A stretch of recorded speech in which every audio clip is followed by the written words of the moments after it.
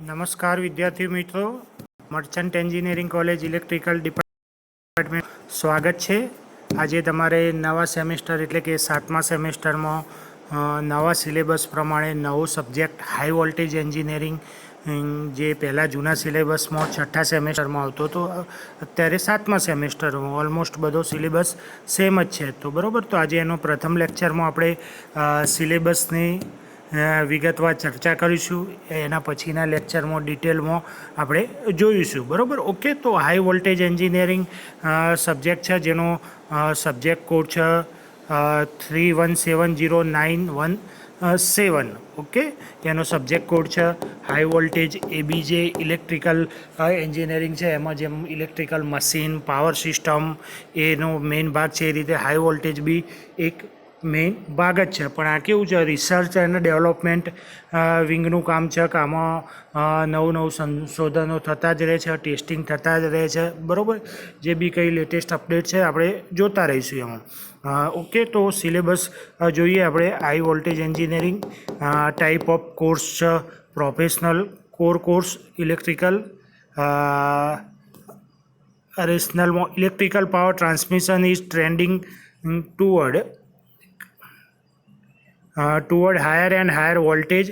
Under such scenario, the conceptual understanding related to the insulation testing the HV devices is must for every electrical engineering.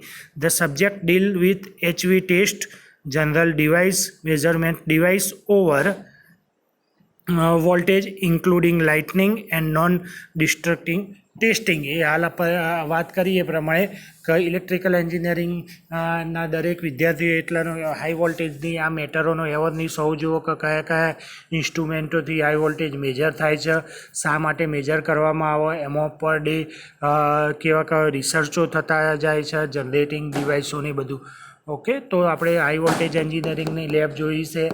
A lab લગભગ ઘણી ઓછી કોલેજો જોડે જ આવી રીતની લેબ છે. આ લેબ તો આપણે આજથી લગભગ 8-9 વર્ષ પહેલાં ડેવલપ થયેલી છે. બરાબર, જે વખતે હાઈ વોલ્ટેજ જૂના સિલેબસમાં આવતો હતો. તો તમે ક્યારેક હાઈ વોલ્ટેજની લેબમાં જોયું છે તો ઇમ્પલ્સ જનરેટર, જે 150 કેવીનું ઇમ્પલ્સ જનરેટર મૂકેલું છે. એ સિવાય ઘણા બધા રેઝિસ્ટન્સ ડાયોડવાળા ડિવાઇસ છે, કોરોના કેચ છે. તો એ બધા શું કરશે, હાઈ વોલ્ટેજ જનરેટ અથવા ટેસ્ટિંગ કરવા માટેના ડિવાઇસ છે. ઓકે, તો આપણે સિલેબસમાં આગળ જોઈએ તો એની લેક્ચર 3 છે અને પ્રેક્ટિકલ 2 છે. ટોટલ ક્રેડિટ થશે 4, કેમ 5 થવી જોઈએ ને? ઓકે, નહીં, એ વાંધો નહીં, 5 ક્રેડિટ થાય, એ લખવામાં ભૂલ થઈ છે. ઓકે, તો લેક્ચર પછી વિડીયો લેક્ચર દ્વારા આપણે બધાના વિડીયો પ્રેક્ટિકલના વિડીયો ઉતારીને એ બી તમને મોકલવામાં આવશે. જે અથવા તો તમારે જ્યારે અહીંયા કોલેજો ફિઝિકલ ચાલુ થાય તો એ વખતે બી તમને દરેક ઇન્સ્ટ્રુમેન્ટના પ્રેક્ટિકલ કરાવવામાં આવશે. EAC એટલે and semester examination 70 marks. Personal assessment એટલે કે મિડ જેને ગણીએ છીએ એ 30 માર્ક એટલે 100 માર્ક થઈ ગયા.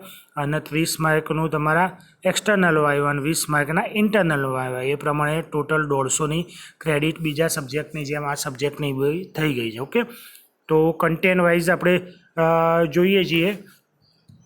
પહેલું છે electrostatic field and stress control.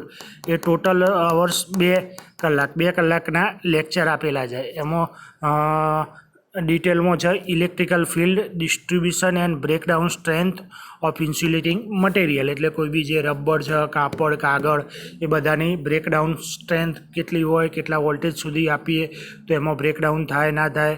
આપણે અહીંયા હાઈ વોલ્ટેજ 30 કેવી અથવા તો 5 કેવી સુધીનું ઇન્સ્યુલેશન ટેસ્ટિંગ બી પડેલું છે, એ પ્રેક્ટિકલમાં આવે છે.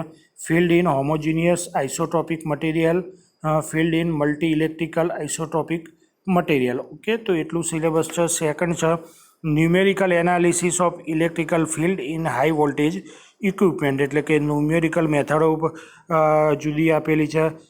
ચાર્જ સિમ્યુલેશન મેથડ CSM, પછી FDM, finite difference method, finite element method. તો આ બધી જુદી જુદી મેથડોથી ન્યુમેરિકલ ચાર્જનું એનાલિસિસ થશે. The body element method, comparative summary, formulation, finite element method. તો આ બધું સેકન્ડ ચેપ્ટરમાં સિલેબસ છે એ 4 વર્ષનો, એ બી આપણે જોઈશું. થર્ડ ચેપ્ટર છે ઇલેક્ટ્રિકલ બ્રેકડાઉન ઇન ગેસીસમાં ઇલેક્ટ્રિકલ બ્રેકડાઉન શું થાય છે, એમાં ડિટેલમાં ઘણા બધા ટોપિક આપ્યા. Gases as insulation media, ionization, decay process, Townsend first ionization. તો આ બધા ટોપિકના આપણે ડિટેલમાં જ્યારે ભણવાનું આવશે એ વખતે જોઈશું. એ આપણું ટોટલ 5 કલાકનું આપેલું છે. એના પછી છે breakdown in liquid and solid. જેમ ઉપર આપણે ગેસીસમાં બ્રેકડાઉન જોયું એ પ્રમાણે લિક્વિડ અને સોલિડમાં બી બ્રેકડાઉન છે. એ 7 કલાકનો ટોપિક છે. Liquid as a insulator, breakdown in liquid, electronic breakdown, suspended solid particle. Okay, તો એ બી આપણો એક મોસ્ટ એમપી ટોપિક છે. એના પછી ચેપ્ટર નંબર અથવા topic number generation of high voltage, એટલે કે હાઈ વોલ્ટેજ જે આપણા ઇમ્પલ્સ જનરેટર છે એનું હાઈ વોલ્ટેજ જનરેટ કરવાની મેથડો કઈ કઈ છે. Generation of high direct voltage, half and full wave rectifier circuit, voltage multiplier, 1D graph. આ બધી જુદી જુદી મેથડો છે કે જેનાથી હાઈ વોલ્ટેજ આપણે જનરેટ કરી શકીએ છીએ. બરાબર, તો એ બી ટોપિક આપણો 7 અવર્સનો છે. મેઝરમેન્ટ ઓફ હાઈ વોલ્ટેજ મેજરમેન્ટની મેથડો આપેલી છે.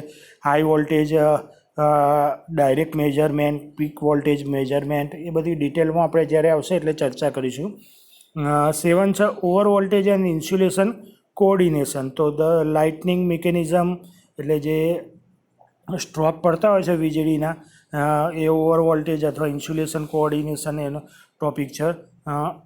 8 નંબરનો ટોપિક છે નોન ડિસ્ટ્રક્ટિવ ટેસ્ટ ટેકનિક. એમાં ઇન્સ્યુલેશન અને machine welding, measurement of DC resistivity, dielectric loss.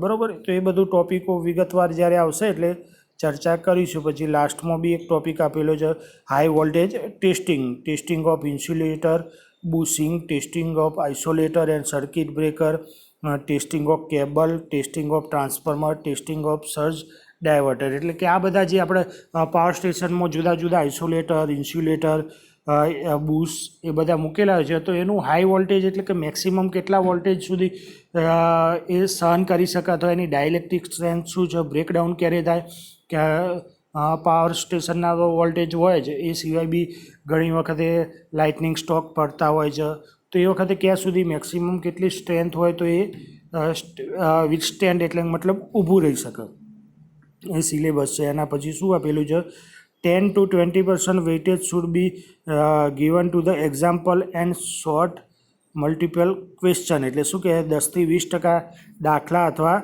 MCQનું weightage છે. The institute which does not have proper high voltage laboratory are advise to visit nearby high voltage laboratory. એટલે એ તો આપણો કંઈ issue નથી, કારણ કે આપણા જોડે તો 100% હાઈ વોલ્ટેજ ના બધા ઇન્સ્ટ્રુમેન્ટ છે. ઓકે, એના પછી સજેસ્ટેડ સ્પેસિફિકેશન વિથ માર્ક્સ, એ કંઈ કામનું નથી કે કેટલા લેવલનું આવે છે. રેફરન્સ બુકો ઘણી આપેલી છે. ઓકે, તો આ જે નવા સિલેબસ છે એ પ્રમાણે નવી બુક આવશે. આપણે જૂની HV હાઈ વોલ્ટેજની એક બુક હતી, હું તમને એમનું ફ્રન્ટ પેજને મોકલું છું. કોર્સ આઉટકમમાં છે after learning the course student should be able.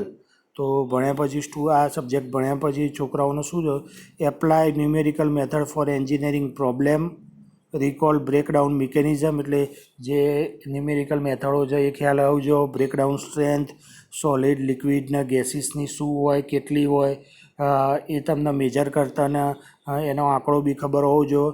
Classify insulation test technique, એટલે ઇન્સ્યુલેશન ટેસ્ટ ટેકનિક ક્લાસિફાઈ કરવી. Examine method for generation of test high voltage and as well as instrument. Okay, તો આટલું વસ્તુ તમને subject ભણ્યા પછી at least ખબર હોવી જોઈએ કે હાઈ વોલ્ટેજ સબ્જેક્ટ શું છે, બ્રેકડાઉન સ્ટ્રેન્થ શું હોય, કયા મેથડથી જનરેશન હાઈ વોલ્ટેજ થાય. લિસ્ટ ઓફ એક્સપેરિમેન્ટ આપેલા છે. Testing of transformer oil, okay, એ બી આપણે થઈ જશે. Testing of solid insulation, okay, એ બી હાઈ વોલ્ટેજ ટેસ્ટિંગ કિટમાં થઈ જશે. Generation of high voltage and measurement through sphere gap, એ બી થઈ જશે. Generation of high AC voltage measurement through sphere gap, એ બી આપણા જોડે સ્પિયર ગેપ રોડવાળું છે જ. Generation of high voltage through cascade transformer બી છે. Impulse voltage generation through Marx generator, okay, તમને વાત કરી 150 kV 30 વોલ્ટના 5 સ્ટેજમાં. Trace the field through electrolyte tank, એટલે ઇલેક્ટ્રોલાઇટ ટેન્ક આપણે છે એમાં પાણી ભરીને ગ્રાફ દોરીનો છે. Generation and visualization of corona cage, okay, corona cage છે આપણા જોડે, ડાર્ક રૂમ એ ફિઝિક્સની લેબમાં છે, ત્યાં આપણે કરી લઈશું. Capacitance and loss of factor measurement, a report on visit of high voltage laboratory. Okay, એટલે ઓલમોસ્ટ 100% બધા પ્રેક્ટિકલ આપણા પોસિબલ છે જ. જો તમે ફિઝિકલી આવશો તો એ વખતે જોઈશું તો બહુ મજા આવશે. At least 8 practical shall be perform dependent availability of equipment, okay, વાંધો નહીં. ડિઝાઇન બેઝ પ્રોબ્લેમ અથવા ઓપન એન્ડેડ પ્રોગ્રામમાં શું કહે છે? Design of impulse generator with various combination, okay, એટલે એ કંઈ આપણે જરૂર નથી, ટાઈમ હશે તો એ ડિઝાઇન સાઇડ જોઈશું. મેજર ઇક્વિપમેન્ટ જે કીધું છે એ બધા આપણી જોડે છે જ અહીંયા. અને list of open source software અથવા વેબસાઇટ તમને આપેલી છે. Finite element method, LT spice circulation, KiCad, એટલે એ બધું તો આપણે બહુ જોતા નથી, પણ આ જે પ્રેક્ટિકલ સાઇડ છે એ આપણે ખાસ જોઈશું. ઓકે, તો આ સિલેબસનો ઓવરવ્યૂ હતો. નેક્સ્ટ સેકન્ડ લેક્ચરમાં આપણે ફર્સ્ટ ચેપ્ટરથી સ્ટાર્ટ કરીશું. Thank you.